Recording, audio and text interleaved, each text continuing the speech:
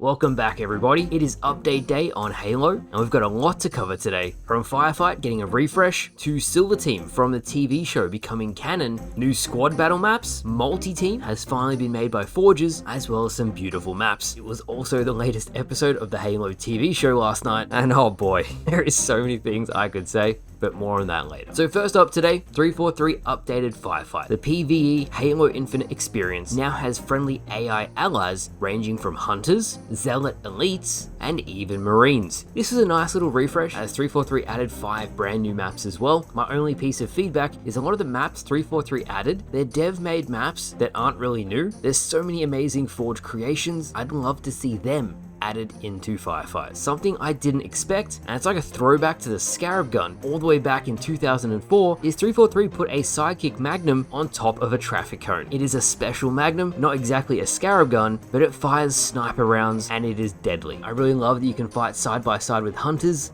The hunters have come to our aid, Arbiter. They will fight by our side.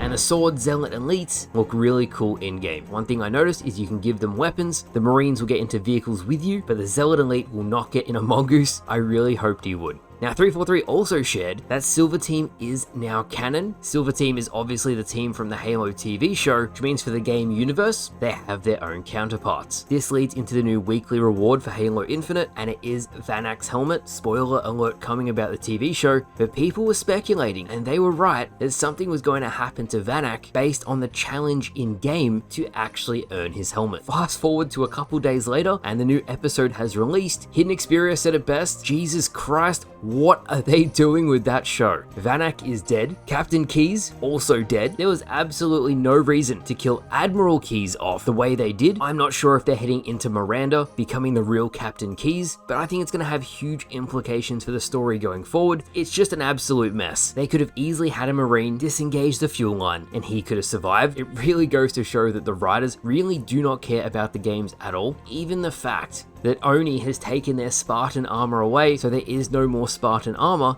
I'm hoping next week maybe there is. Many said was to just cut down on CGI. The only positive I will give them is that there's going to be an energy sword duel between the Arbiter and Master Chief. One of the Elite's third party bodies Master Chief with a plasma pistol, so the Arbiter cuts off the other Elite's head. All in all, the show is a mess. I'm honestly just tuning in every week now just to see what kind of story and decisions they make. It just feels bizarre.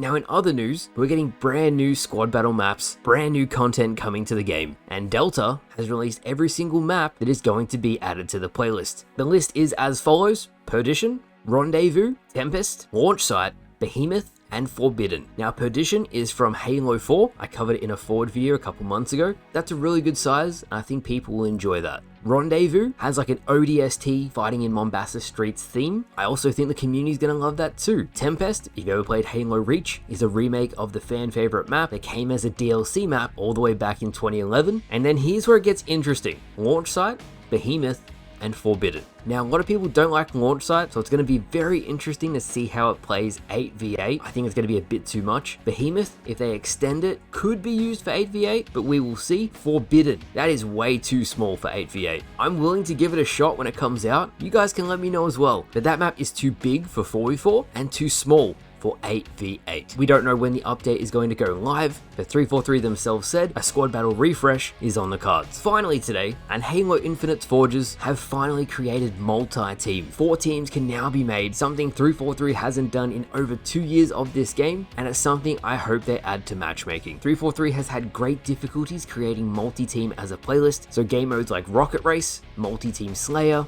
Fiesta, anything has been almost impossible. Thankfully, Artifice has created a whole bunch of game modes all suited to multi-team. I'll link them in the description if you want to play it on your game nights, but that was huge. Last but certainly not least, a fan favorite map all the way back from 2004. Unique Forges has finally released Midship. This version of the map is called Inquisitor. It is beautiful. It is the perfect size for Halo Infinite Sandbox, and the reason why it's called Inquisitor is the actual ship back in 2004 that the map was based on was called the Pious Inquisitor. I reckon this will go into competitive matchmaking, if not normal matchmaking, matchmaking. It's with the new Covenant palette, new Forge objects. It's awesome. So there you have it, guys. That is everything that happened this week for Halo. The TV show is a mess. The new Firefight refresh is great. Squad battle maps on the way, and Halo Infinite's Forges are damn right incredible. So thank you all for watching. Hope you all enjoyed, and I'll see you guys later.